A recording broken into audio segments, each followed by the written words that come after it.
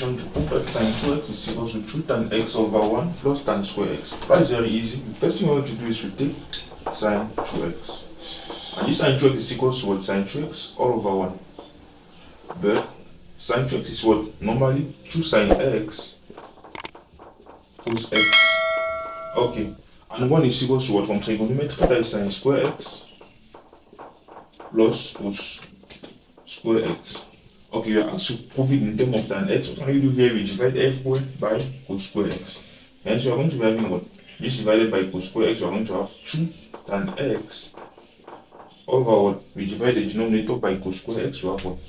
1 at this level plus tan square x. Since sin x over cos x is equal to tan x. Hence, you have proved it.